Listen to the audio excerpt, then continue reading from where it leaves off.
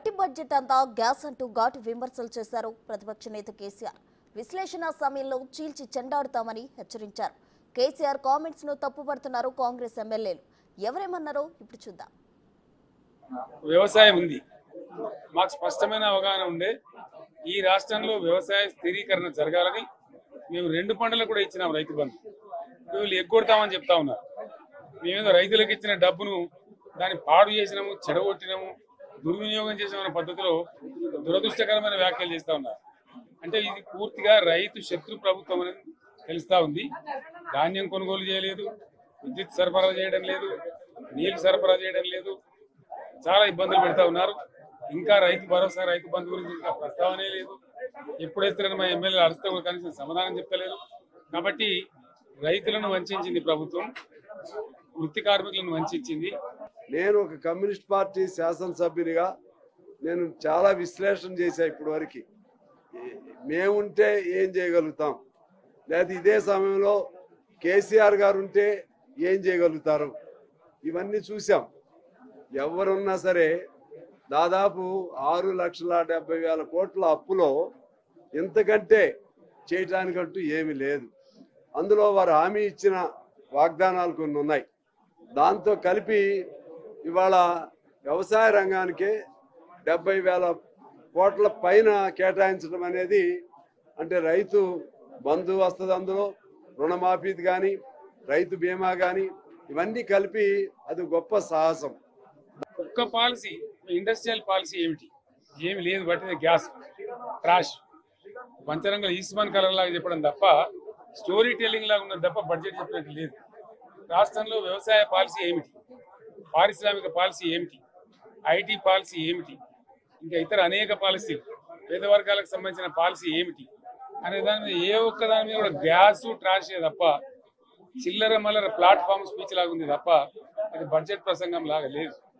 రాజకీయ సభలలో చెప్పినట్టుంది తప్ప ఏ ఒక్క పాలసీని కూడా నిర్దిష్టంగా ఈ పనిని మేము వచ్చి సాధిస్తాం, మా గోల్స్ ఇవి, మా టార్గెట్స్ ఇవి అనే పద్ధతి కానీ పద్దు కానీ లేదు. ఇది పేదల బడ్జెట్ కాదు, రైతుల బడ్జెట్ కాదు, యువల బడ్జెట్. విశ్లేషణలో మీకు తెలుస్తుంది. భవిష్యత్తులో బ్రహ్మాండంగా మేము దీన్నంతా కూడా చీల్చి చెండాడబోతాం. ప్రజలకు ఉపయోగపడేటువంటి ఒక్కొక్క పథకానికి సంబంధించినటువంటి వివరణ మా బట్టి విక్రమార్క ఇస్తుంటే ఏమీ పోల్చుకోలేక ఈరోజు వారు మాట్లాడినటువంటి వారు అన్ని కామెంటరీ కూడా ఈరోజు ఈ రాష్ట్ర ప్రజలు గమనించారు.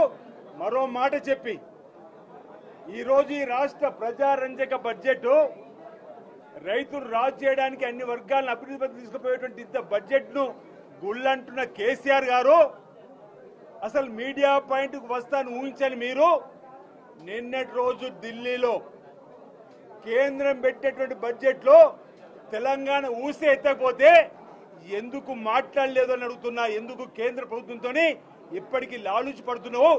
ప్రజలకు సమానం చెప్పంటున్నా.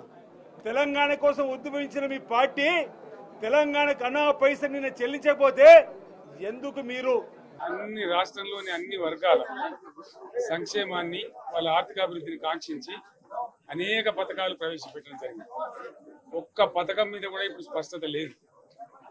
ఫర్ ఎగ్జాంపుల్, యాదవుల కోసం ఉన్నటువంటి వాళ్ళ అభివృద్ధి కోసం పెట్టినటువంటి గొర్రెల పెంపకం పథకాన్ని టోటల్ గా మూసివేసినట్టుగా మనకు అర్థమవుతా ఉంది. ఇప్పటికే యాదవ సోదరులు చెల్లించిన డిపాజిట్ కూడా తిరిగి వాపసు తీసుకున్నది ప్రభుత్వం ఎక్కడ కూడా లేదు. అత్యంత అడుగు వర్గాలు అని డబ్బా కొట్టినట్టు కొడుతూనే వాళ్ళ గొంతు కోసింది ప్రభుత్వం. దళిత వర్గాల కోసం గళితంలో ప్రవేశపెట్టిన విప్లవాత్మకమైనటువంటి దళిత బంధు పథకాన్ని ప్రస్తావన కూడా లేదు. ఇది చాలా దురదృష్టకరం. దళిత సమాజం పట్ల వీళ్ళకు ఉన్నటువంటి నిర్లక్ష్యానికి, వాళ్ళ ఫ్యూడల్ విధానానికి ఇంతకన్నా గొప్ప నిదర్శనం కూడా అవసరం లేదు. అదేవిధంగా మత్స్యకారులకు ఆ భరోసా లేదు, ఎవరికి కూడా చెప్పుకోదగ్గ భరోసా లేదు. ఇందులో విశేషం హైలైట్ ఏంటంటే, ఆర్థిక మంత్రి ప్రతి మాటను ఒత్తి ఆ డబ్బు వచ్చినప్పుడు అదేందో పెద్ద మహాప్రపంచం విజయం లాగా ఒత్తి చెప్పడం తప్ప కొత్తది ఏమి లేదు. ఒత్తి పలుకులు పలకడం తప్ప కొత్తగా చెప్పింది ఏమి లేదు. ఏ ఒక కొత్త సంక్షేమ పథకం కానీ ఏది కూడా లేదు. మహిళల పట్ల కూడా చాలా స్పష్టంగా చెప్పాల్సిన అవసరం ఉండేది. కానీ వాళ్ళు మేము 1,00,000 కోట్లు అన్ని రుణాలు, ఆ రుణాలు వీలేదో ఇస్తున్నట్టుగా ఆల్రెడీ ఉన్న స్కీమే, నథింగ్ న్యూ అబౌట్ ఇట్, ఏమి లేదు. ఇష్టం లేని పెళ్లికి పెళ్లి కొడుకు ఎట్లా కూర్చుంటాడు? అట్లనే ఈరోజు కేసీఆర్ గారు అసెంబ్లీలో కూర్చున్నారు. ఇష్టం లేని పెళ్లికి పెళ్లి కొడుకు ఎట్లా కూర్చుంటాడో వచ్చి ముభావంగా అటు ఇటు చూసుకుంటా అట్లనే ఈరోజు కేసీఆర్ గారు కూర్చున్నారు అసెంబ్లీలో. బడ్జెట్ గణాంకాలను చూడలే, మళ్ళీ బట్టి విక్రమార్క గారు చెబుతుంటే చదవలే, రాసుకోలే. కానీ బడ్జెట్ అయిపోగానే వచ్చి ఇక్కడ ఏమీ లేదు ఈ బడ్జెట్లా, మొత్తం మేము చేసిన దాన్ని రివర్స్ చేసిండ్రు అని చెప్పి ఊకదంపుడు స్పీచ్ ఇచ్చి వెళ్ళిపోయాడు.